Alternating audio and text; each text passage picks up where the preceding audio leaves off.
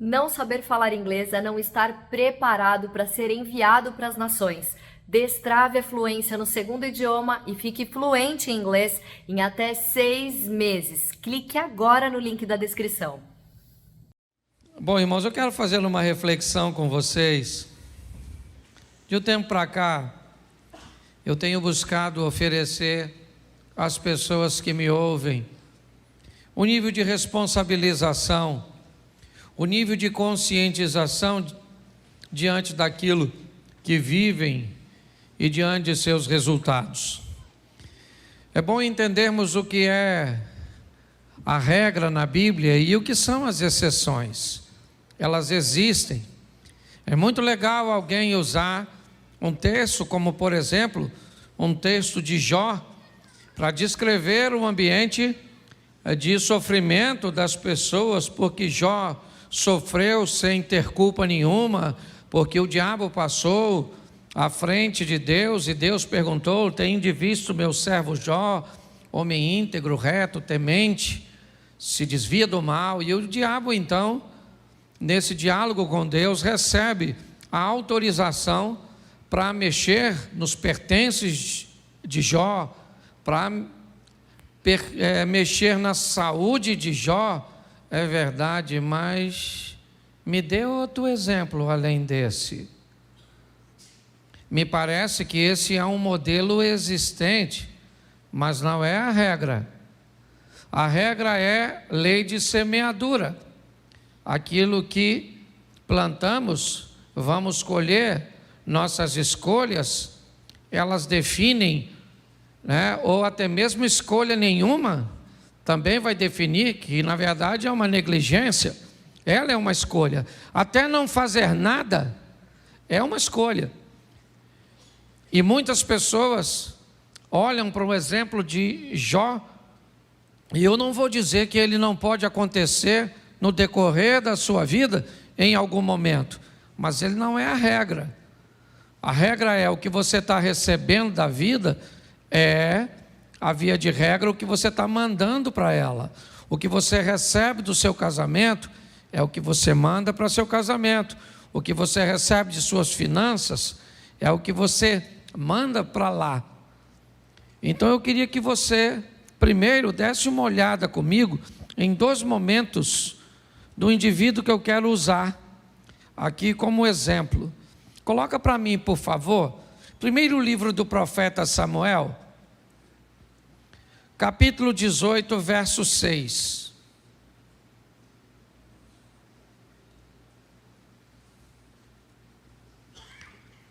Sucedeu, porém, que vindo eles, quando Davi voltava de ferir os filisteus, as mulheres de todas as cidades de Israel saíram ao redor, ou saíram ao encontro do rei Saul, cantando e em danças, com adufes, com alegria e instrumentos de música.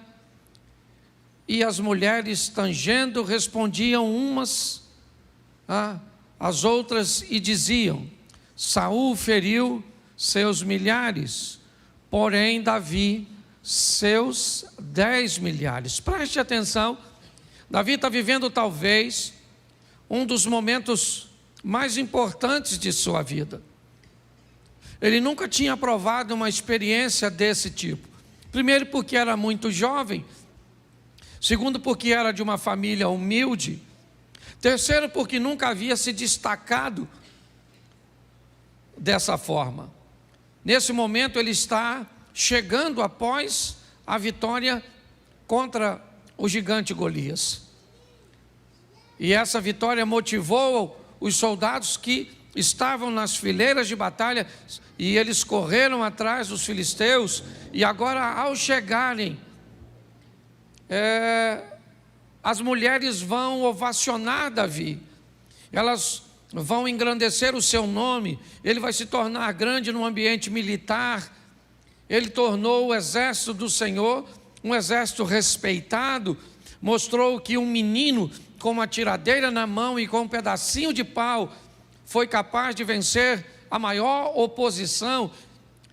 Um ambiente de afronta que já durava 40 dias, sem sequer um candidato se apresentar para lutar contra o gigante.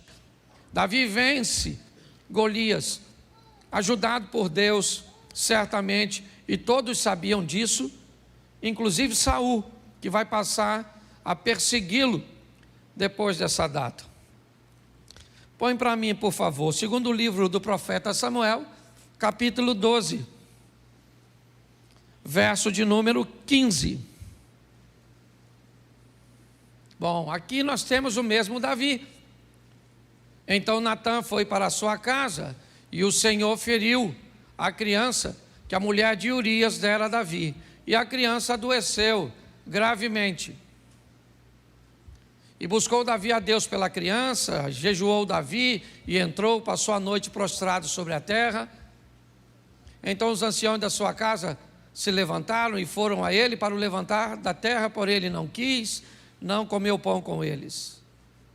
Sucedeu ao 7º dia que morreu a criança. Preste atenção, um momento de dor, de perda, de angústia, de sofrimento. Agora Davi vai ter que se levantar e sepultar seu filho. Quem é Davi?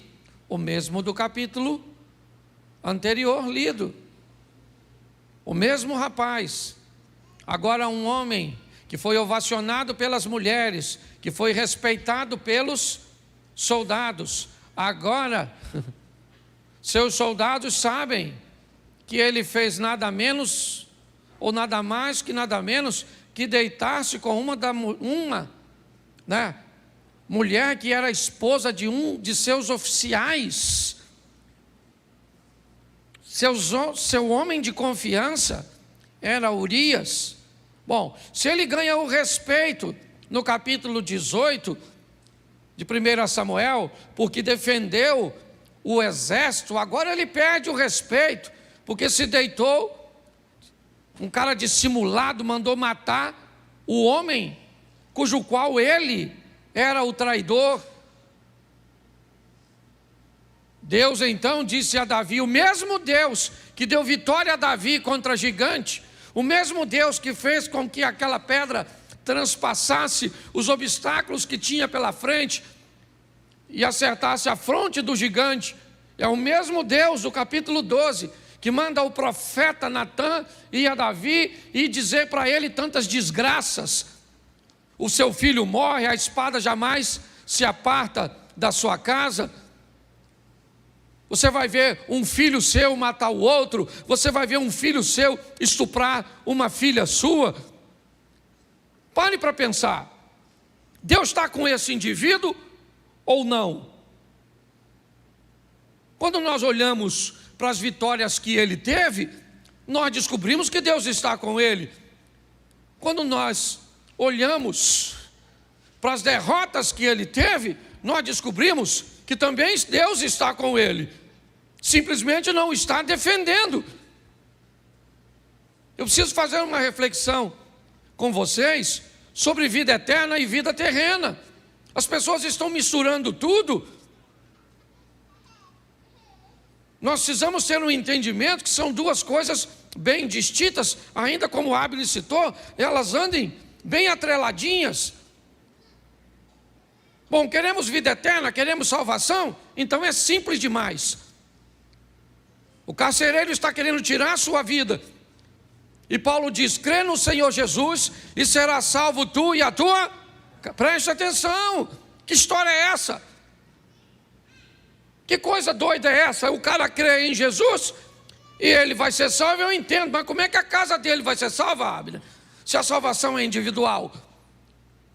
O que a Bíblia está querendo dizer? Que quando eu creio em Jesus, quando eu me torno cristão, eu salvo a minha vida e salvo a vida da minha casa. Será que eu tenho autorização de Deus para salvar a minha casa? Esse negócio virou coletivo? Não! O que a Bíblia está querendo dizer é que quando alguém é salvo de verdade, quando alguém pega a palavra de Deus e coloca na sua vida como regra de fé em prática, é só uma questão de tempo a quem está ao redor dele também seja alcançado. Vamos para o salmista, prepara uma mesa perante mim, na presença dos meus inimigos, unja a minha cabeça com óleo e o meu cálice transborda. Imagine que essa é a nossa mesa. Você está sentado aqui e seus familiares estão ao redor. Você é esse copo. Preste atenção. Esse é Deus, esse é você. Seus parentes estão aqui. Vamos lá. Glória a Deus. Ó, quando você enche, o que está em você molha as pessoas que estão perto de você. O que a Bíblia está dizendo é que quando você está cheio, quando você é salvo, inevitavelmente, de verdade, o que está em você é só uma questão de tempo, até atingir seu cônjuge, até atingir seus filhos, até atingir seus pais, até atingir as pessoas que estão perto de você. É assim que funciona. Então é muito mais simples do que nós possamos. Pastor, o que eu tenho que fazer para ser salvo? Crer em Cristo Jesus. É só isso. Ô pastor, mas isso é muito fácil. É verdade. Eu perguntei no primeiro culto, o que é mais fácil? Ser salvo ou ter uma vida legal aqui na terra? O que é mais fácil? Ser salvo ou ter uma vida legal aqui? O que você acha que é? Ser salvo, sim ou não? Não deveria ser essa a sua resposta. Se é só crer. Ah, pastor, mas é difícil crer. Então quem não tem fé, peça a que a dá de forma deliberada e gratuita. Então é só pedir. Então não tem dificuldade no que diz respeito à salvação. Eu sou da tese o seguinte: nosso Deus quer nos salvar e não nos colocar no inferno. Tem gente que cria uns negócios tão mirabolantes para ser salvo, que eu falo, gente, esse pessoal está dificultando uma trama que é fácil demais. Aí você não pode usar isso, não pode usar aquilo, não pode usar aquilo outro, não pode jogar uma bola, não pode ir para a praia. Aí você não pode comer isso, não pode comer aquilo, não pode comer. Então Deus está falando, ó, eu não quero ninguém no céu.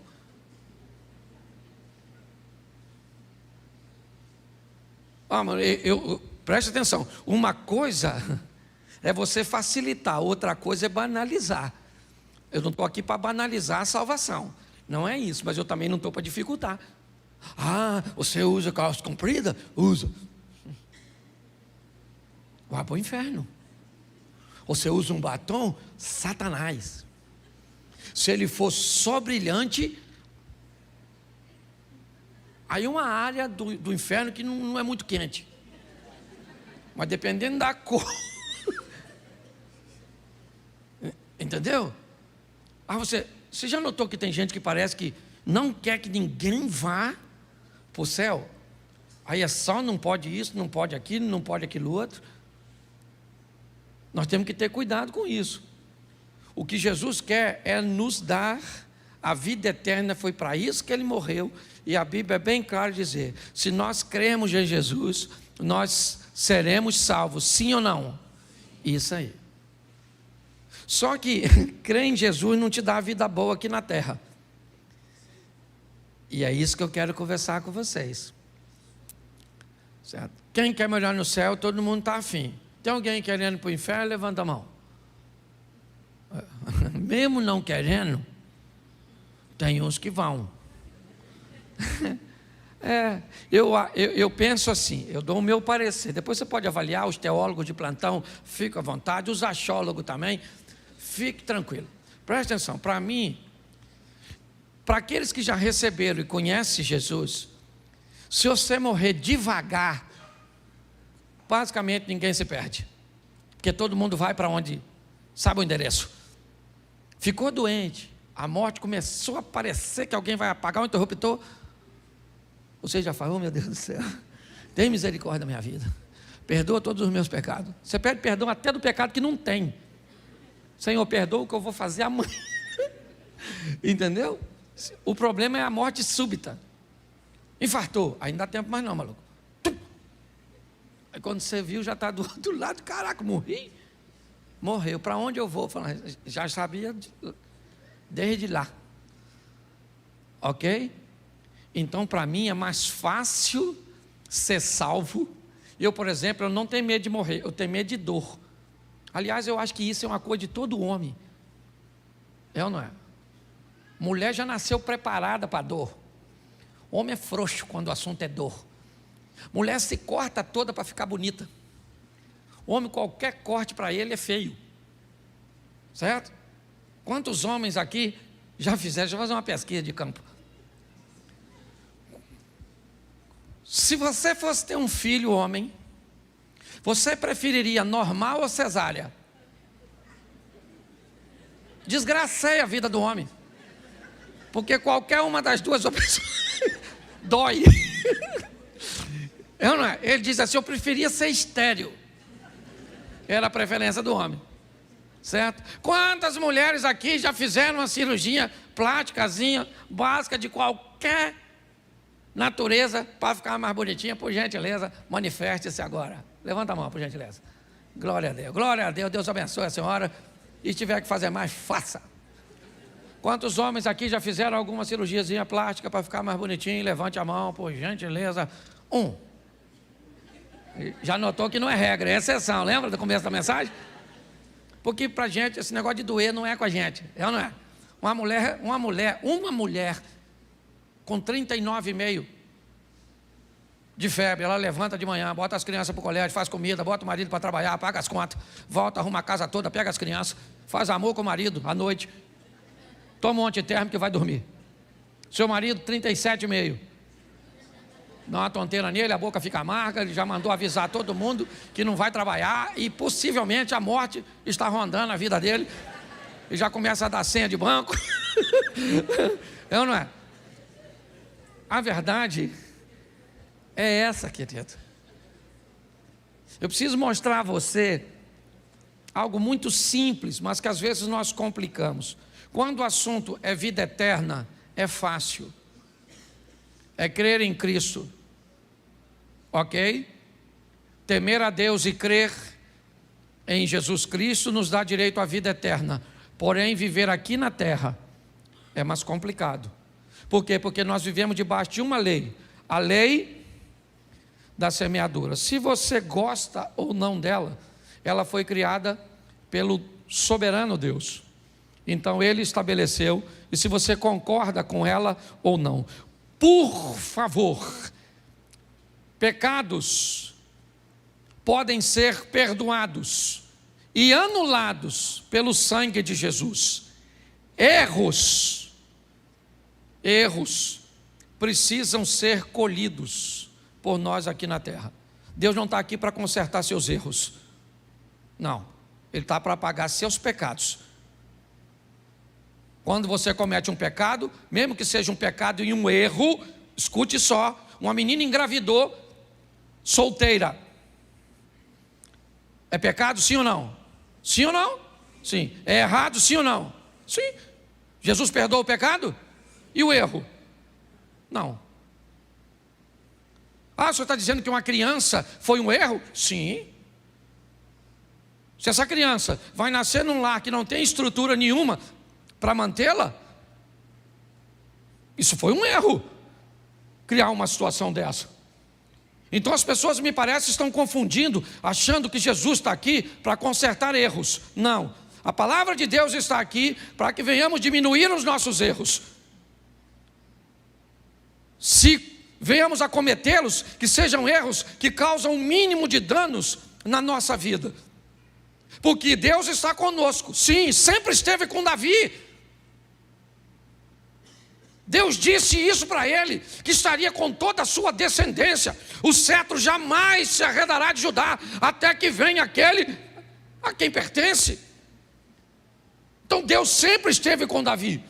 Sim, e Deus disse para ele, através de Natã: o seu pecado foi perdoado, você não irá morrer, mas o seu erro não. Seu erro foi computado, e agora você vai ter que colher o fruto disso. Então quero te mostrar um texto, porque me parece que depois de tantas indas e vindas, Davi aprendeu um pouco. E esse aprendizado eu acho que vale bastante para mim e para você. Põe aí para mim, segundo livro do profeta Samuel, capítulo de número 22. verso de número 17. Vou botar o 18 que fica mais fácil para a gente adiantar. Preste atenção.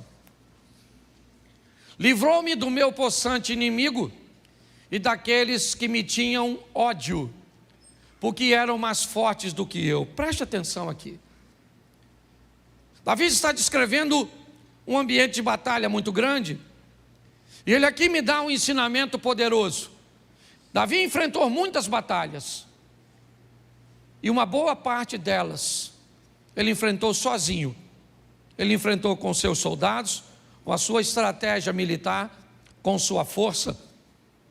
Em muitos momentos, Davi sabia que tinha força suficiente, recursos suficientes para ele mesmo resolver seus problemas, sua adversidade.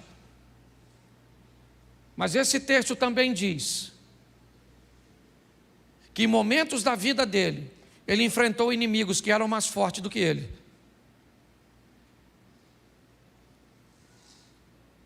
Em momentos da vida dele, ele teve que lidar com desejos que foram superiores às suas vontades.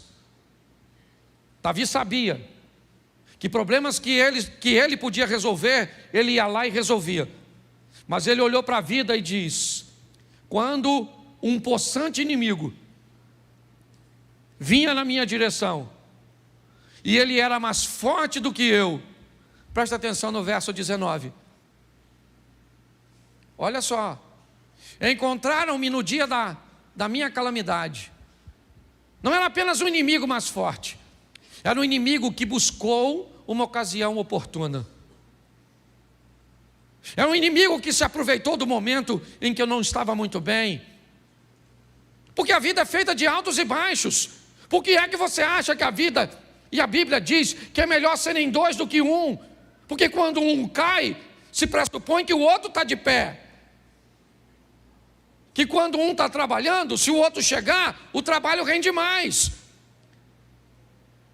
O que a Bíblia está dizendo é: se nós tivermos alguém perto de nós, provavelmente esse alguém não vai estar no mesmo momento, passando pela mesma situação que nós, ou às vezes mesmo que esteja, ele seja capaz de ter mais força do que nós. E nós podemos pedir a ele ajuda, ou menos força do que nós, e nós poderemos sair em socorro. Mas o que ele está dizendo é que esse inimigo, ele é mais possante, diz o verso 18. Volta no 18, por favor. Ele é possante, ok? Ele vem com ódio, ele é mais forte do que eu, verso 19, e ele procura um momento que eu não esteja bem. Apesar de tudo isso, Davi diz uma coisa: o Senhor se fez meu esteio. O inimigo veio do jeito que ele quis vir, aproveitou o melhor momento contra mim, mas ele teve que lidar com uma coisa, com alguém que me amparava, e esse alguém era Deus. É isso que ele está escrevendo. Vamos ver por quê. Porque a gente precisa entender porque é que esse cara recebe o apoio de Deus, o esteio veio para ele e não vem para mim e para você. Porque é que ele tem apoio aí, é muito romântico e bonitinho. Eu leio na Bíblia que Deus vai socorrer um camarada, mas aí o Deus da Bíblia não é o Deus da Bíblia de hoje. Então por que é que esse Deus de Davi não vem me socorrer? O que Davi tem melhor do que eu?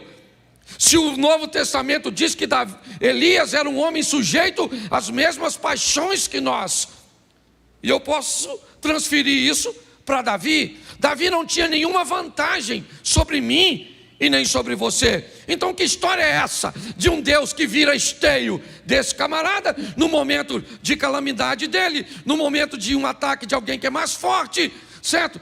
Do ataque de alguém que está odiando, e nós vivemos tudo isso. Cadê Deus?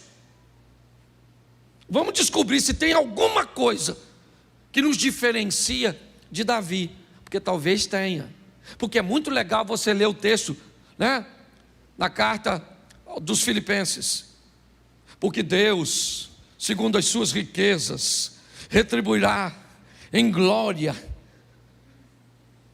É muito legal. A diferença é só o seguinte: quando você lê esse texto, lembre-se para quem ele foi escrito. Ele não foi para você, ele foi para os filipenses. Paulo está dizendo que os filipenses merecem receber de Deus uma recompensa pelo que fizeram, e não sou eu nem você. Pô, pastor, então o senhor está dizendo que esse texto não é para mim? Não, é para os filipenses. Mas você pode fazer parte dele se você fizer a mesma coisa que os filipenses fizeram. Quando você faz a mesma coisa, você se insere num grupo que pode receber, não necessariamente vai, mas pode. Dá a você o direito de ir para o trono e falar com Deus, repetir um comportamento daquele cujo qual aprendi na tua palavra, Senhor.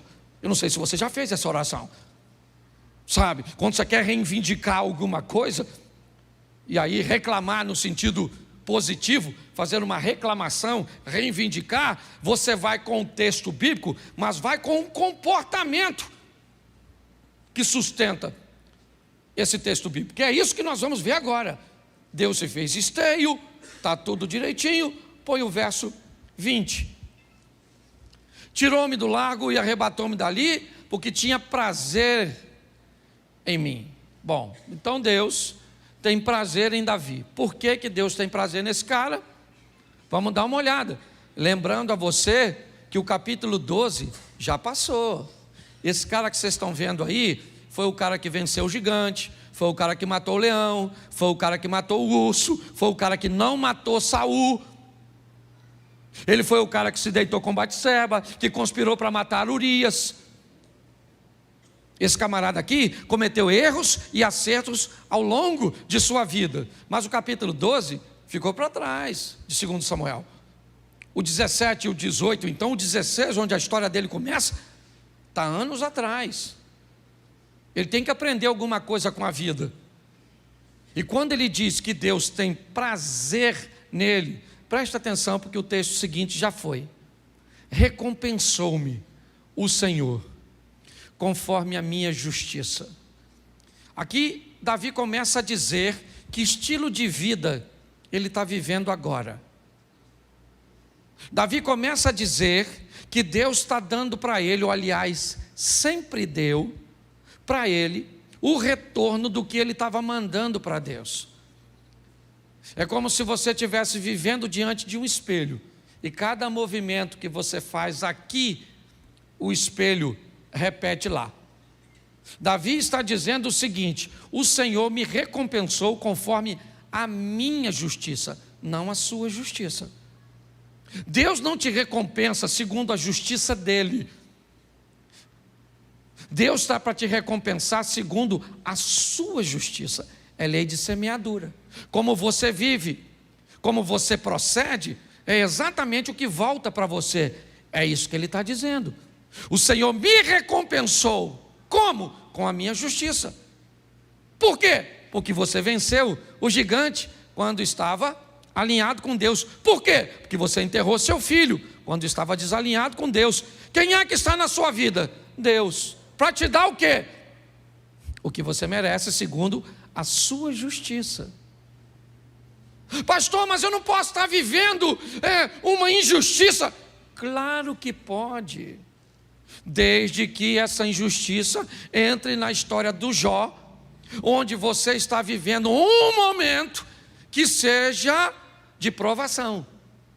Se esse é seu momento, levante sua cabeça, segure a onda como fez Jó.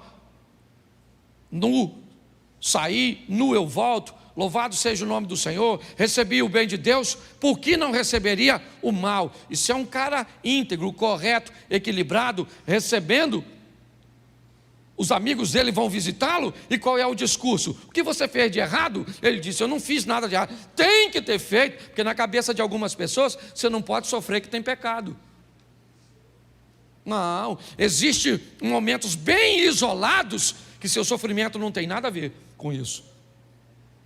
Mas entenda bem, ele é bem isolado. Pare de dizer, quando alguém estiver falando, esses dias, falou: Cláudio, se você souber o que estão falando a nosso respeito. Eu falei para ela: Mério, quando alguém fala algo a nosso respeito, duas coisas podem ser. Primeiro, pode ser verdade. E se pessoas falam verdade a nosso respeito, isso significa que nós precisamos mudar a nossa postura e corrigirmos a nossa rota. Segundo, pessoas podem estar falando mentira a nosso respeito.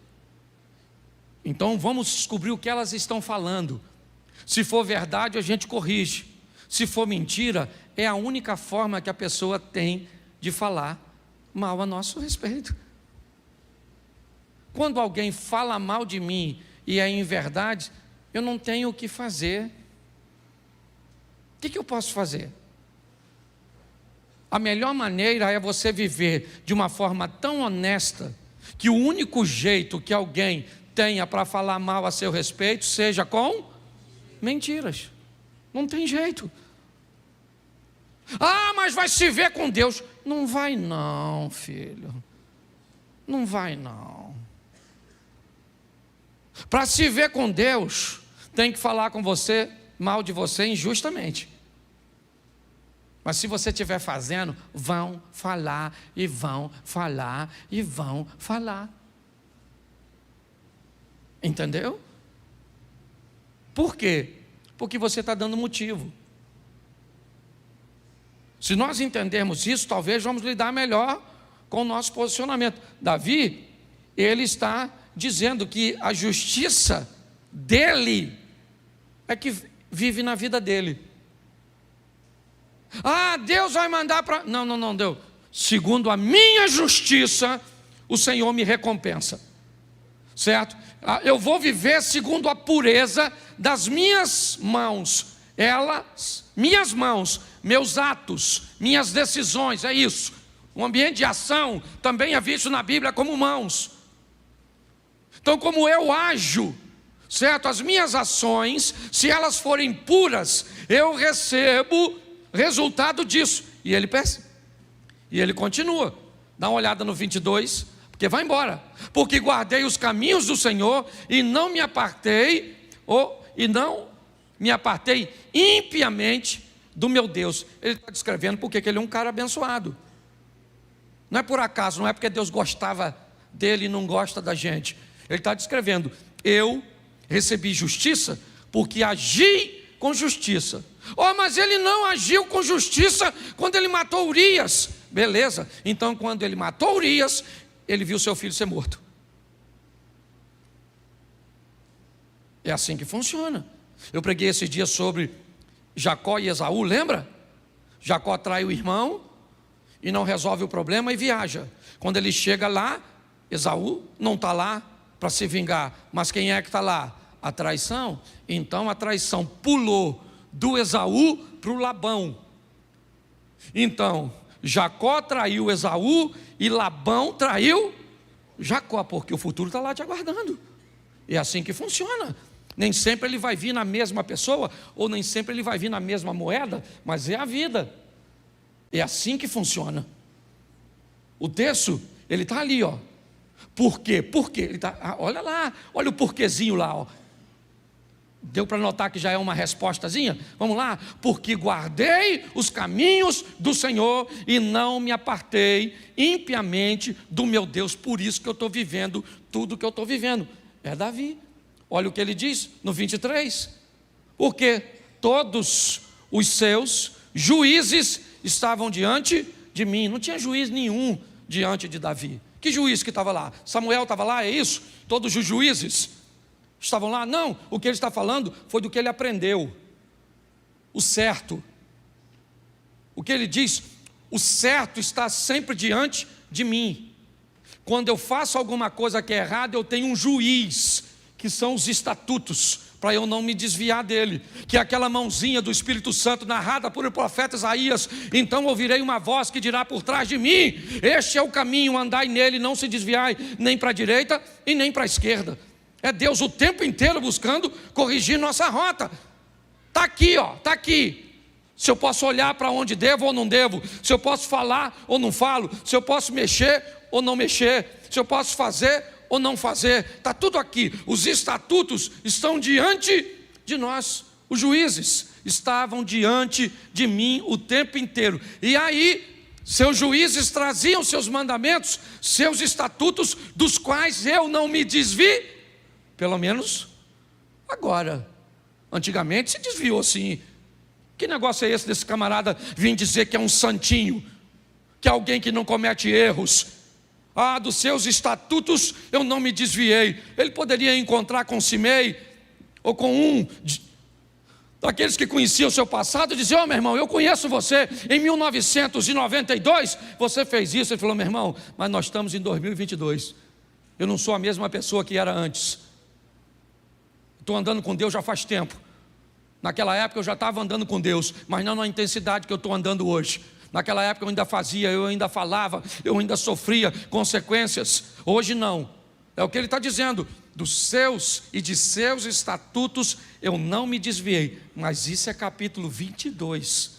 Não queira ler esse texto aqui, sem antes conhecer a história do cara que escreveu. E ele continua dizendo, vamos lá, ele vai repetir novamente: porém fui sincero perante ele, e guardei-me da minha iniquidade. Isso, Davi está falando de fraquezas, mas não está falando mais de fracasso. Preste o que ele diz: eu fui sincero. Sincero. O que é sinceridade?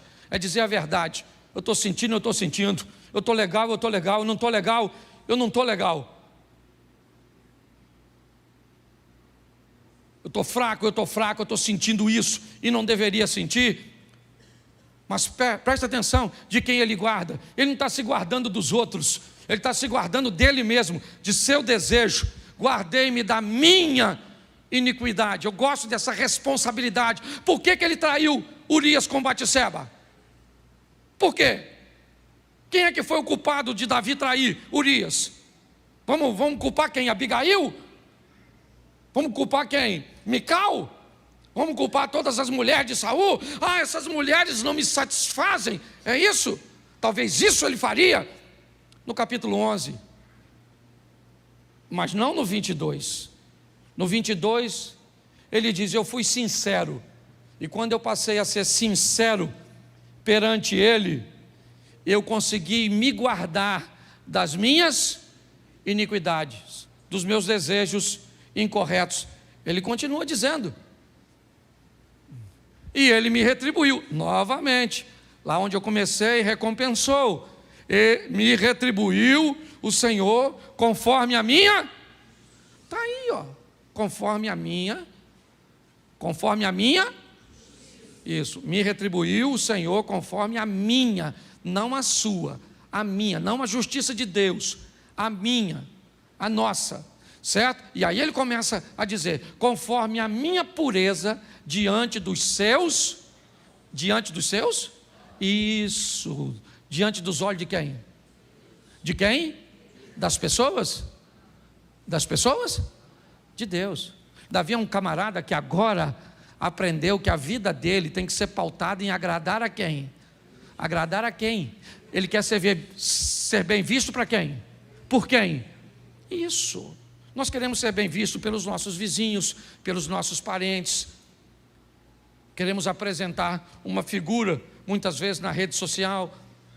Queremos ser politicamente corretos. Para quê? Para que todos nos olhem de forma positiva. Ele diz: conforme a minha pureza diante dos seus olhos. Eu sei que é difícil hoje querer viver debaixo do olhar que agrada a Deus, mas esse é o estilo de vida de alguém vencedor como esse cara, pelo menos nessa fase da vida dele, que já está caminhando para a fase final. Vamos lá? Preste atenção ao que Davi está falando de Deus. Com o benigno te mostra isso. Quando o cara é bom e manda bondade, Deus manda o que para ele? Bondade. Com o varão sincero, Deus faz o quê? Sinceridade. Vamos lá? Com o puro, ele se mostra, mas com o te mostra, preste atenção aqui. Todas as coisas boas que eu mando para Deus, Ele me devolve no mesmo tom, sim ou não? Mas quando eu me torno desobediente, Quando eu me torno perverso, note que o meu comportamento não muda a essência dele. Em Deus não há mal, não há sombra de variação. Quando o texto diz, mas com o perverso te mostra avesso, o que o texto quer dizer é apenas o seguinte: se eu fiz justiça, bom, eu mandei justiça e o Eliezer quer ser injusto comigo. Vamos lá. Ramã, o tio da rainha Esther, ele manda justiça para a vida, sim ou não? Sim ou não? Sim, né? Mordecai manda para ele o quê? Injustiça, sim ou não? Quem é mais poderoso, Ramã ou Mordecai? Mordecai. Quando Ramã manda justiça e Mordecai manda injustiça, quem é que entra? Deus. E Deus faz a injustiça virar e pronto. Quando você está alinhado com Deus, você faz o bem e alguém quer te mandar o mal, Deus transforma o mal em bênção. Mas Deus não transforma o mal em bênção quando você manda o mal. Ah, mas se eu me arrependi do mal que mandei, entra no céu, mas colhe o efeito do mal. Por isso o texto diz que todas as coisas boas, você mandou pureza, vem pureza. E se alguém tentar de forma incorreta, Deus entra com providência. Mas quando chega no cara que é perverso, mal, não tem jeito. Eu mandei maldade, Deus faz o quê? Continua onde sempre, no controle de todas, só não se mete. Poxa, pastor, não concordo com isso. Beleza, os caras vão jogar os 3 amigos de Daniel na fornalha. Lembra? Sadraque, Mesaque e Abednego, Ananias, Misael e Azarias. Eles morreram? Os 3 rapazes? E os caras que foram jogar ele? Morreram ou não? Morreram ou não? Sim. Ué. Vamos lá? Jogaram Daniel na cova dos leões. Beleza. Daniel morreu? Os caras que conspiraram contra Daniel, quando entraram na cova, o leão matou? Vamos lá. O povo está atravessando o mar. Eles morreram afogados? Os egípcios que vêm atrás morreram? Era gente. Do mesmo jeito. Dá para você entender isso? Você quer fazer separação entre o povo de Deus? Faça, fique à vontade. Só estou te mostrando que sempre tem 2 grupos: dos alinhados e dos desalinhados. É só isso. O tempo inteiro Deus está querendo falar isso comigo e com você. Que estilo de vida você quer? Ah, pastor, mas Deus é amor. Beleza. Dizer que Deus é amor não está errado, mas a resposta também não está correta. Ela está incompleta. Um bolo é farinha, sim ou não? Sim ou não? Não. Só farinha? Um bolo é farinha? Um bolo é açúcar? Um bolo é fermento? Um bolo são ovos? É manteiga? Sim ou não? Então por que na hora que nós vamos delinear Deus, Ele é só amor, e aí qualquer tipo de amor vale, qualquer coisa pode? Não, porque amor, porque Deus é amor. Não, Ele é amor, mas Ele é fogo consumidor. Ele é amor, mas Ele é justiça. Nós temos uma série de coisas. Está na hora de você parar de sofrer. Fazendo o quê? O mesmo que as pessoas fizeram quando aprenderam as lições da vida. Não foi fácil para esse camarada. Começou no 1 Samuel 16, quando ele entra na história. Momentos extraordinários, fantásticos, é verdade. Mas ele também aprendeu a duras penas o que era desobedecer a Deus, o que era fazer besteira na vida. Mas finalmente, o capítulo 22 chegou para esse cara. E agora esse cara sabe que o que ele vive é nada mais, nada menos do que o reflexo do que ele envia. E aí ele mudou, aí ele ampliou sua mente. E dê uma olhada no final da história de Davi. Começa a ler depois desse texto. Dá uma olhada nesse cara. Vai ver como ele treinou seu filho Salomão, seus conselhos. Vai ver como é que esse cara demorou, mas aprendeu. Eu não sei quanto falta para você e eu ainda aprendermos nessa vida. Eu só aprendi uma coisa: cuidado com seus erros, porque eles também são colheitas.